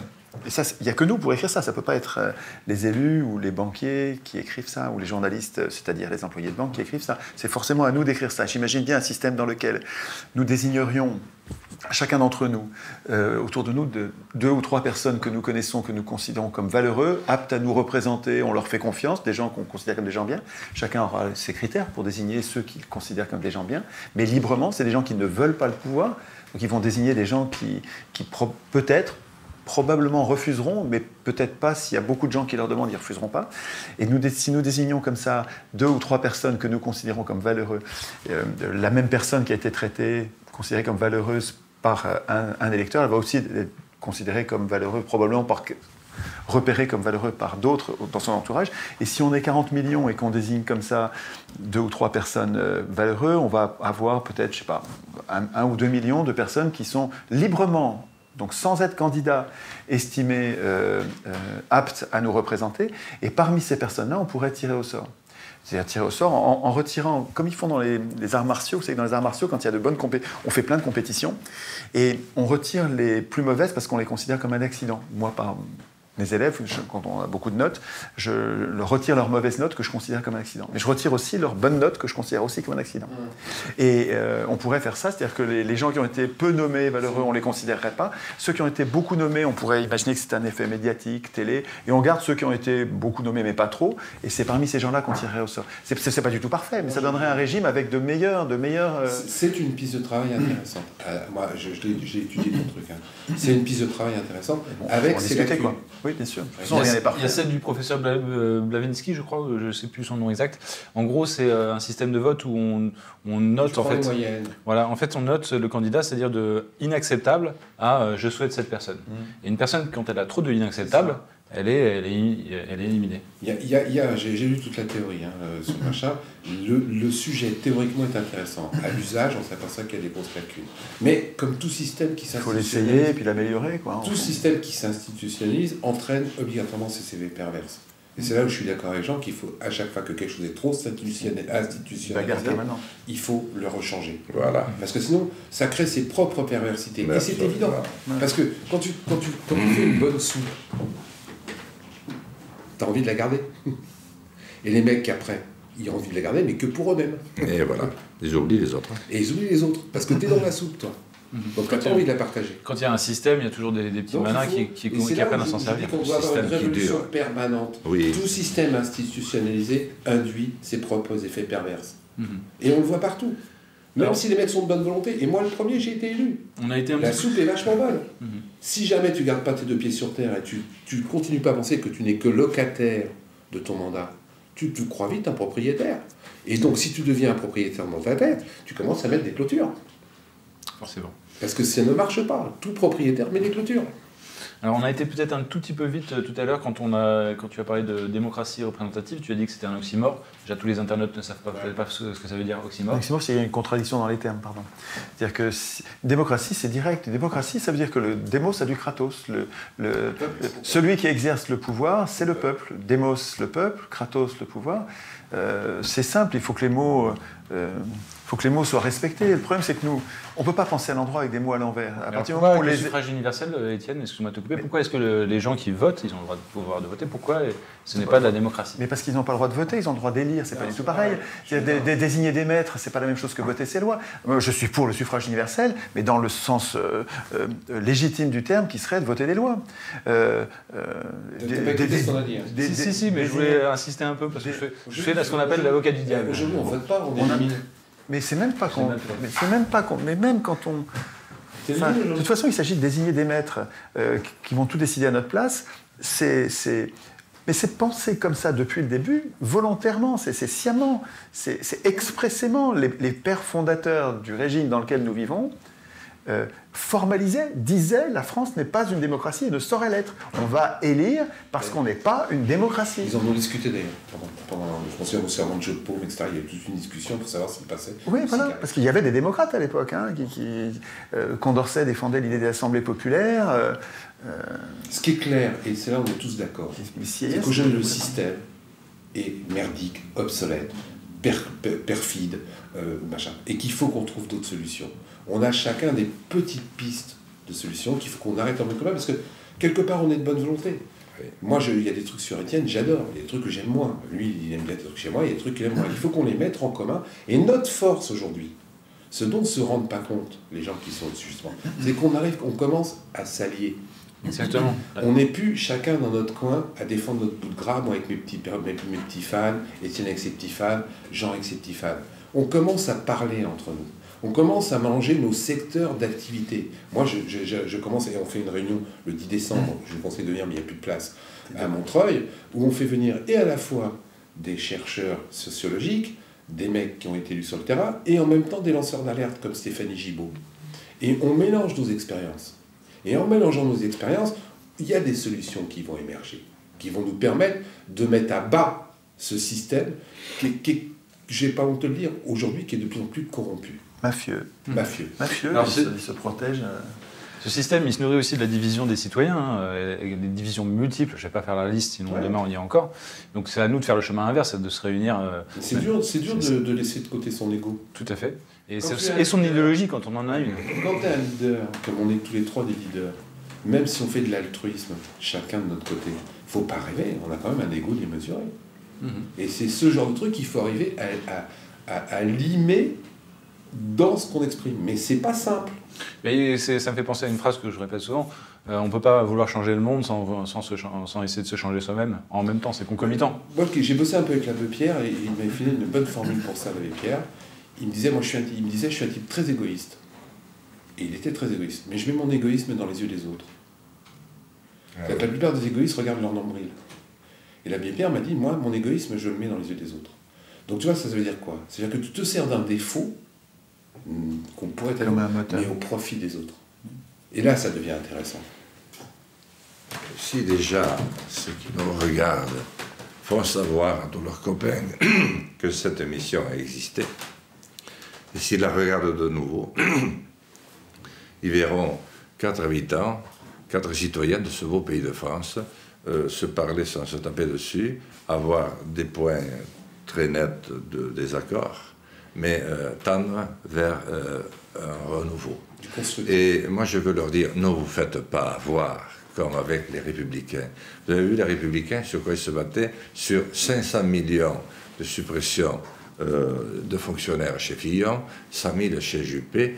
Fillon a gagné, mais il a gagné depuis 3 jours, et que déjà, l'homme de confiance qu'il a installé, M. Accoyer, lui dit « centralise ton discours ». Vous voyez que tout ça, les pauvres 4 milliards sont déplacés pour rien. Ne regardez pas, même si on vous l'infuse pendant 8 jours, Macron, dans sa collecte de fonds aux États-Unis. On a quand même un peu de dignité en France. Il nous reste au moins ça. Et puis, ne vous laissez pas avoir par la campagne larmoyante qui s'annonce dans les rangs dits de gauche, où on pleure Hollande, qui était à 3% il y a à peine encore 8 jours. Donc, ne vous laissez pas avoir. Ils vont vous baiser une fois de plus. Soyez vigilants. Vous allez vous laisser avoir. Soyez forts. Et soyez forts. Pensez qu'il y a autre chose. Pensez qu'il y a nos 4. Voilà. Et qu'on mérite autant, on a fait autant d'études qu'eux. Et on n'a surtout pas perdu la raison, et qu'on est capable de dire ce système nous amène à la mort de nos enfants. Il détruit nos vies. Et demain, c'est des rigoles de sang qui couleront partout. Parce que ça ne peut pas durer. Lorsqu'un peuple est à ce point clivé, volontairement, pour qu'il ne s'entende pas, lorsqu'il y a autant de points de friction, ici, en Europe et à travers le monde, ça ne peut pas durer. Voilà. Mais nous sommes assez lucides, nous, pour nous rendre compte de nos propres faiblesses. Mais nous avons au moins la volonté de proposer autre chose. Mes amis ne proposent plus. Ils suivent parce qu'ils ont peur d'être assassinés. Pas assassinés à coups de fusil, d'être sortis du jeu. Alors Jean Lassalle, c'est vrai qu'en ce moment, il y a énormément d'initiatives qui bouillonnent au sein du peuple. Il y a la primaire, pour les élections, il y a la primaire.org, il y a Ma Voix, il y a, je ne vais pas toutes les citer. Il y en a 50. Et moi, je les reçois malheureusement, j'ai mal de dire malheureusement, hein, il y en a 50. C'est complètement dispersé. Oui, c'est ça le... Mais chacun est dans son bout de gras. Mais c'est normal, hein, parce que c'est un nouveau, c'est ce nouvel espace dont je parle qui se prépare. Et il n'est pas facile à préparer, parce que je crois pas à l'homme providentiel, et si on met un groupe d'hommes et de femmes de très grande bonne volonté, j'ai construit suffisamment d'associations dans ma vie comme vous, je pense, pour savoir qu'il faut trouver ses marques. Mais j'ai bien aimé ce que tu disais à propos de ton égoïsme et de l'abbé Pierre qui préférait le voir dans les yeux de l'autre que dans son propre nombril. Je crois que nous pouvons beaucoup progresser dès lors que nous sommes habités par le sentiment qu'effectivement, nous pouvons éviter ce qui est une tragédie absolue annoncée et que nous pouvons, pour la première fois dans la longue histoire des peuples occidentaux, trouver une solution qui soit pacifique, c'est-à-dire qui nous remonte en civilisation.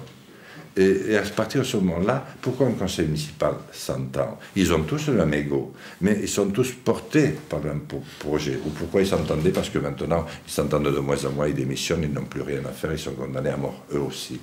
Le système condamne à mort toute forme de représentation de l'homme, parce que c'est un ordre mondial qui doit s'inscrire. On détruit la France parce qu'elle ne sera même pas une petite partie d'Europe, elle sera une toute petite zone du monde manipulée par les grosses banques et les hommes d'affaires qui sont malheureux comme des chiens.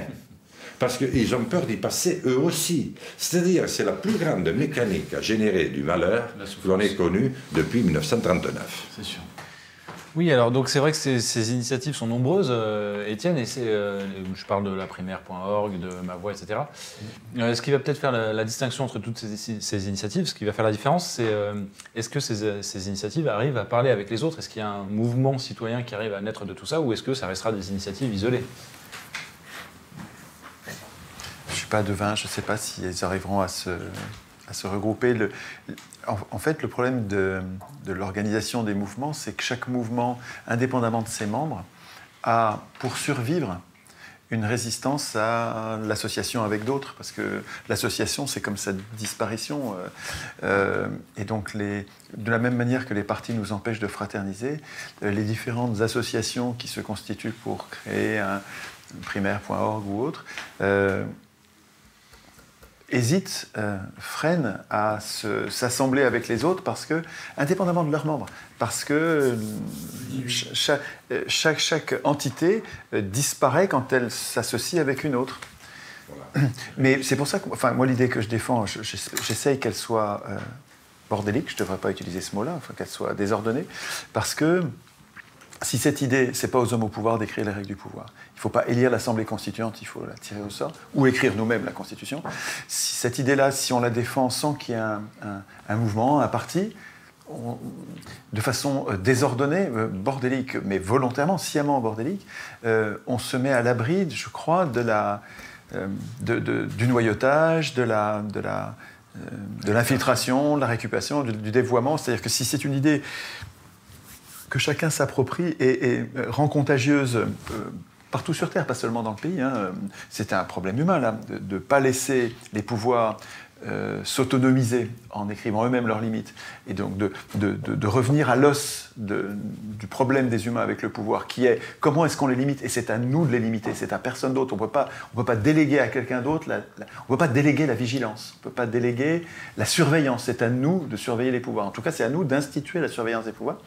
Si on laisse cette idée-là se développer de façon bordélique, il me semble que c'est plus résistant qu'un mouvement, qu'une association, parce que ça, y a pas cette c'est compatible avec tout le reste. Les militants d'un parti, d'un mouvement, peuvent adopter cette idée sans perdre leur identité, sans perdre leur association. Alors, je pense qu'elle est compatible avec toutes nos résistances. Je pense justement que c'est une cause commune. C'est un problème justement très, très actuel de notre époque, de croire qu'on ne peut avoir qu'une seule identité, soit les Françaises contre l'identité mondiale, citoyens du monde, ou alors l'inverse, on est citoyens du monde et on n'est plus français. Alors qu'on peut avoir de multiples identités, évidemment, elles sont comme les poupées russes en fait, elles ne s'excluent pas les unes les autres. La même chose, ça m'avait choqué, une de ces initiatives, j'avais entendu, il refusait de parler en nous et il ne parlait qu'en jeu. Chacun refusant d'être représenté. Et c'est, je crois, une réaction en fait un peu au système actuel qui est extrêmement pyramidal, où finalement on en vient presque à un extrême inverse, où on réclame une horizontalité totale, absolument. Alors que finalement, des porte-paroles, parfois ça peut être utile, des coordinateurs, etc. Il ne faut pas avoir une allergie aux représentants sous prétexte qu'on a eu des représentants corrompus pendant des années. C'est un peu peut-être la difficulté de notre époque. Souvent, il y a quelques personnes qui luttent contre les extrêmes en étant extrêmes eux-mêmes. Bien sûr. Ils ressemblent à leurs adversaires. Je l'ai vu, les gens qui crient plus à la liberté, c'est les plus dictatoriales. Je ne parle pas de certains partis qui mettent le mot liberté sur leur fronton. Ni même de toi. Oui, tu ne parles même pas de toi. Et que des fois, quand tu t'aperçois comment ils fonctionnent, tu t'aperçois que c'est pire que des dictateurs. Ils ressemblent à ce qu'ils dénoncent. Exactement. Donc c'est pas ça. Et souvent des gens qui disent tout, aussi, il ne faut pas croire que c'est seulement la dialectique, ne parlent que en jeu. Mais ils ont compris qu'il ne fallait pas dire nous. Donc c'est pas si simple que ça. Moi j'adore ce que dit Étienne. Le problème et on va en discuter les deux et on va trouver une solution. C'est que il est dans l'utopie et moi je suis dans le pragmatisme. Mais je suis très pragmatique, les ateliers constituants, c'est super pratique. Non mais l'utopie c'est ce qui a pas encore été essayé. Tu es dans l'utopie de la théorie mais pas de la praticité fonctionnelle par rapport à l'être humain. Parce que toi tu penses que l'être humain est tellement intelligent qu'il ne peut que coopter ce système merveilleux. Et moi, je pense que ce système merveilleux, si l'éveil des individus n'est pas en même temps fait, ne peut être que pollué. Parce qu'ils trouveront la combine pour polluer. Tu sais, on sort toujours tous les ans, ou tous les 2 ans, des billets infalsifiables. Puis ça continue. Et 15 jours après, tu as les faux qui arrivent sur la table. Tu vois, si je te prends une image, le billet est tellement beau que tout le monde te dit mais on va jamais arriver à le falsifier. 15 jours après. C'est un peu la foule à la poule, c'est-à-dire est-ce que c'est le système qui fait la vertu ou est-ce que c'est ou la vertu qui va faire le système vertueux? Ouais. Je te prendrai pas la poule, qu'on ne saura jamais qui a fait l'œuf. Mais je pense qu'on peut arriver à trouver un compromis acceptable et sociétable entre l'utopie irréalisable, entre guillemets, mais tellement belle qu'il faut y aller, et la vérité du terrain. Parce que l'être humain, il n'est pas idyllique. L'être humain, il a envie de s'approprier. L'être humain, il a envie de prendre.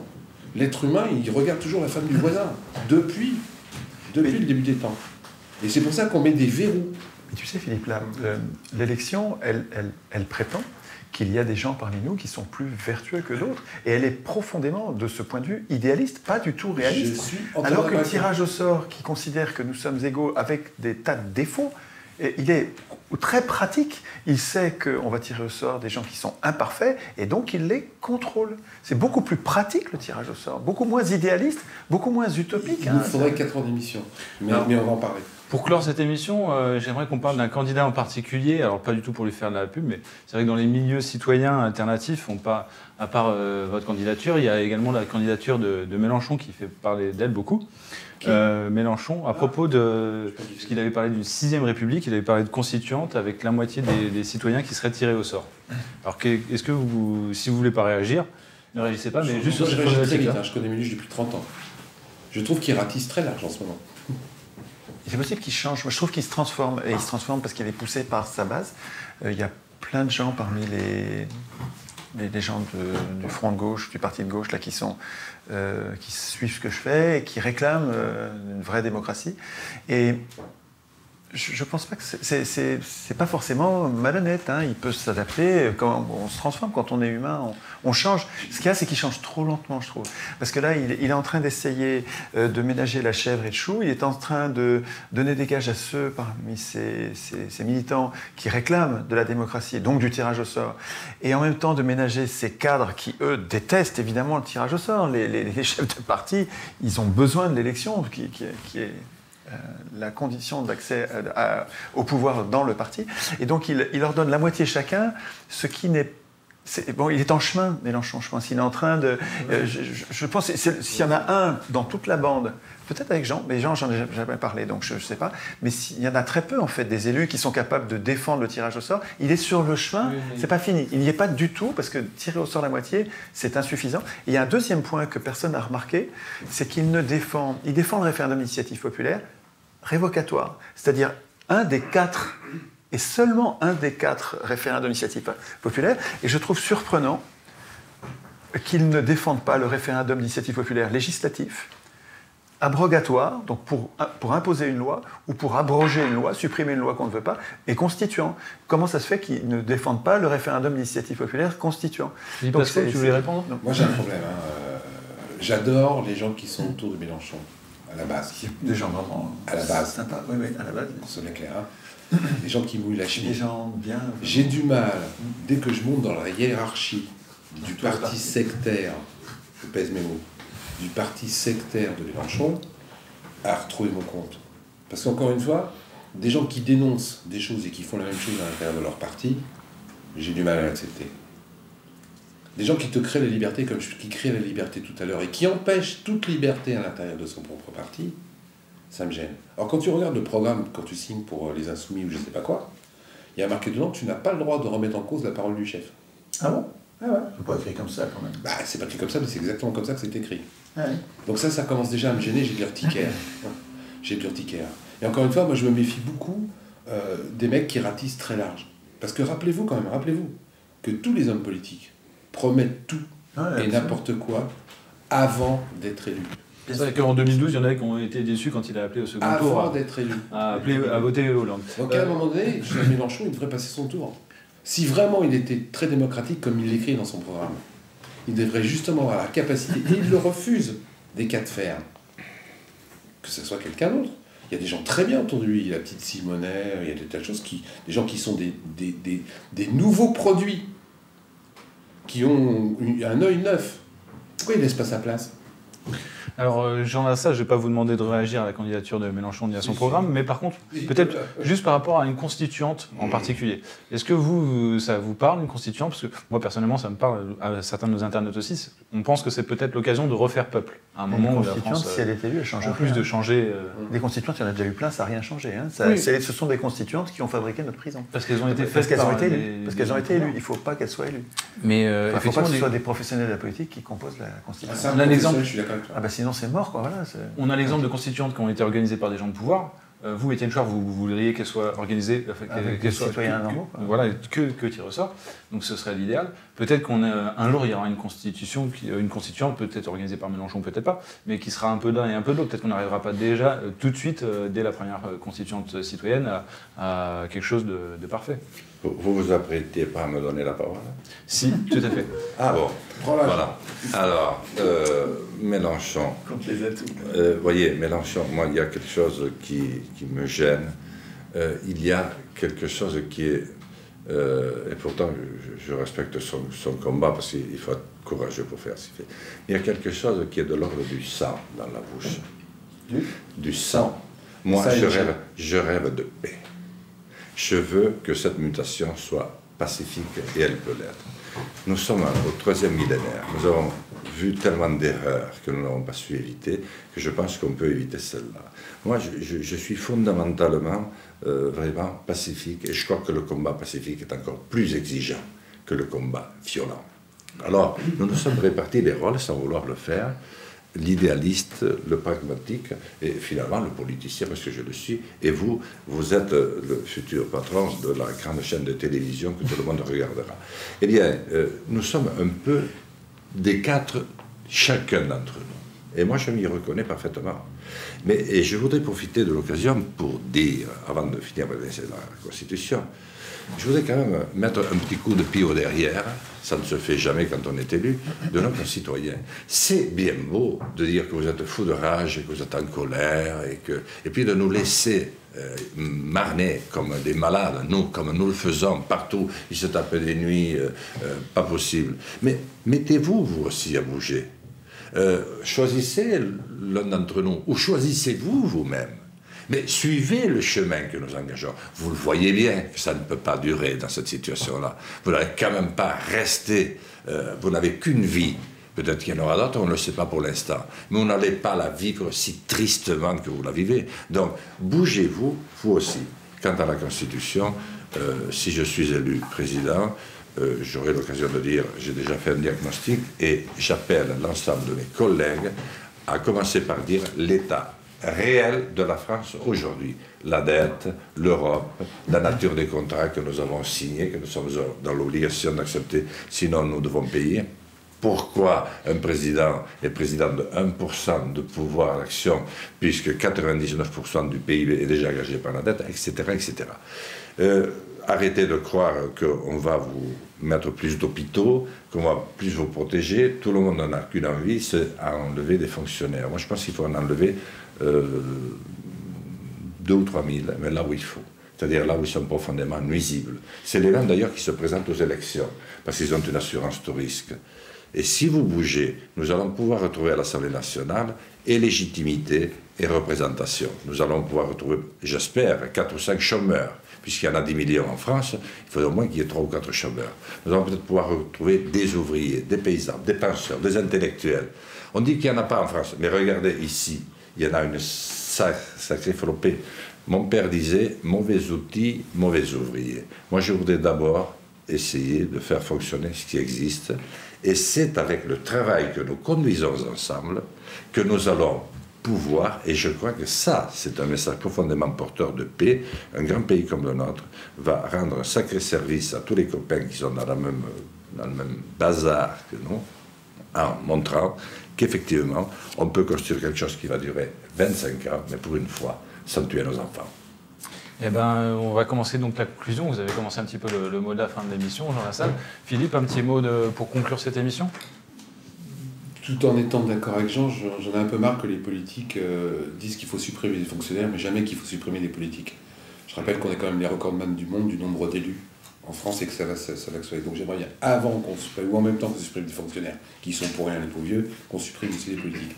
Juste aux gens, et je rejoins Jean et Étienne, arrêtez de voter pour des élus périmés.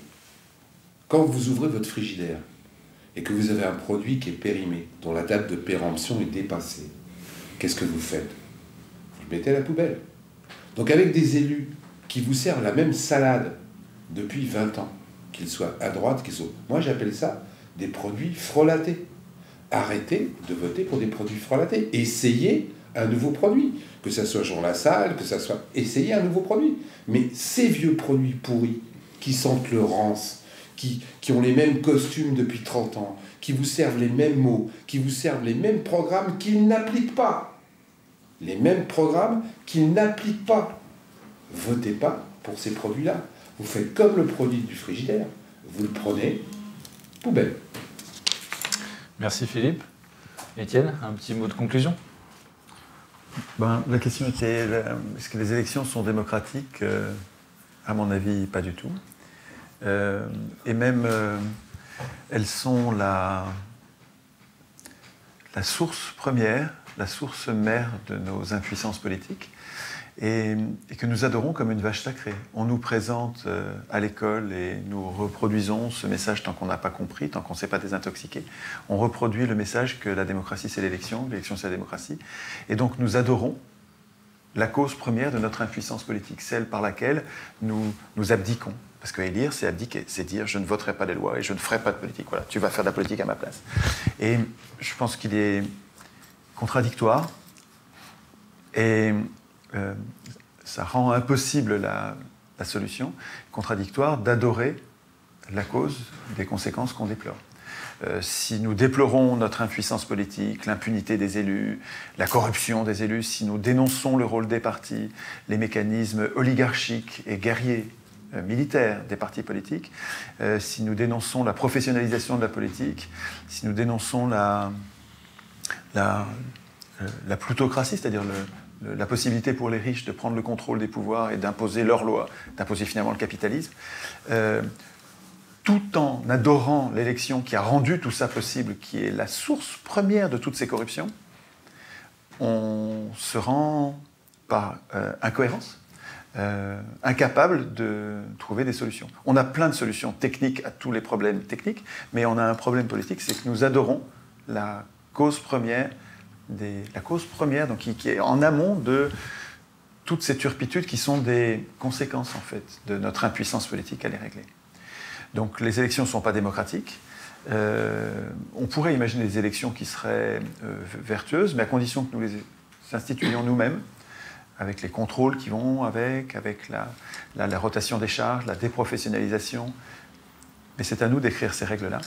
Et il faut remettre les mots importants à l'endroit. Constitution, citoyen, démocratie, suffrage universel, tous ces mots-là sont mis à l'envers. Pour penser à l'endroit, il faut remettre les mots à l'endroit. Donc voilà, c'est un boulot d'éducation populaire. Il ne faut pas attendre que ce soit les élus ou les journalistes qui ont été achetés par les milliardaires. Il ne faut pas attendre que ce soit eux qui nous instituent un régime plus démocratique ou plus populaire. Ça n'arrivera pas, c'est vraiment à nous de le faire. C'est à nous de réfléchir à l'institution de notre société, de la société que nous voulons. Très bien. Eh bien, oui. Je ne voulais pas laisser rester sur un malentendu avec Philippe. Un deuxième mot de conclusion. Je sais qu'il ne pensait pas. Non, c'est-à-dire, non. Moi, je parlais des très hauts fonctionnaires, parce que ça, c'est un très gros problème. C'est-à-dire, ceux qui peuvent se permettre de devenir députés, s'ils sont battus, d'abord, ils ne perdent pas leur solde pendant qu'ils font leur mandat. Si un ouvrier ou un chef d'entreprise se présentait et qu'il soit battu, il n'a plus d'entreprise en revenant chez lui, il n'a plus de femme, il n'a plus de famille. Tandis qu'eux, ils perçoivent leur retraite. Regardez le nombre de candidats qui vont se présenter et qui perçoivent déjà des parts de retraite mirobolantes. Voilà. Donc je voulais simplement qu'on n'ait pas là-dessus de trucs. Par contre, j'ai un petit point. Moi, je veux des fonctionnaires parce qu'il en faut, parce que c'est vraiment ce qui permet d'avoir une armature dans leur vrai rôle. Et d'ailleurs, on n'a rien trouvé de mieux pour soigner les futurs vieux que nous allons être d'ici quelques temps, et les hôpitaux. Mais on ne peut pas promettre les deux. On ne peut pas promettre qu'il va y avoir plus d'argent et les supprimer. Et des élus... Attends, je finis, après je te laisse. Pour les élus, moi, je prône le retour des maires. Ensuite, qu'on laisse les maires s'organiser avec leurs conseils municipaux. Une élection municipale, c'est déjà suffisamment âpre pour qu'on fasse n'importe quoi. Et là, celui qui t'a élu, il te surveille tous les jours. Il est là pour savoir ce qu'il faut faire. Donc moi, je prends le retour des maires, donc beaucoup d'élus. La France a cette originalité-là. J'ai oublié un mot à propos je ne voulais pas avoir de malentendu avec lui, de Mélenchon. C'est que, voyant ce qu'il fait du Parti communiste, j'ai pas... confiance non plus. Parce que je me demande si Staline aurait osé faire au Parti communiste français ce que lui est en train de lui faire. Le problème, c'est que tu auras des problèmes avec Mélenchon, parce que dès qu'on n'est pas d'accord avec Mélenchon, de demain, il y a des problèmes avec tout le monde. Mais ça fait rien. Donc c'est un gros problème pour moi. Je vais avoir des problèmes pour moi. Il est très intolérant. Mais moi aussi un peu, mais je l'aime bien quand même. Alors, là, il nous aurait déjà tapé dessus. Mais on se serait défendu, tu te défends. Pour moi, c'est pas un responsable politique doit être capable de discuter calmement.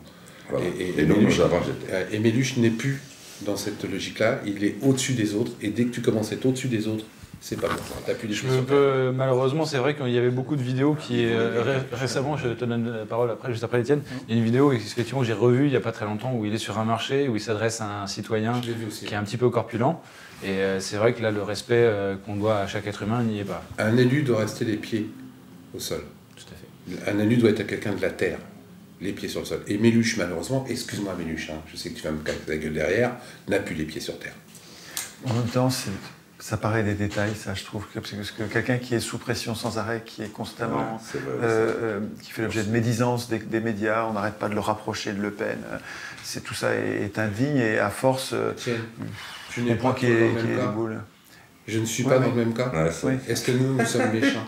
Non, voilà, bon, mais en même temps... Ce n'est pas parce qu'on n'avait pas d'accord qu'on va frapper quelqu'un sur un plateau télé ou est-ce pour faire référence à un incident qui s'est passé il y a je t'insulte parce que tu me tutoies? Très bon, très bon. Non.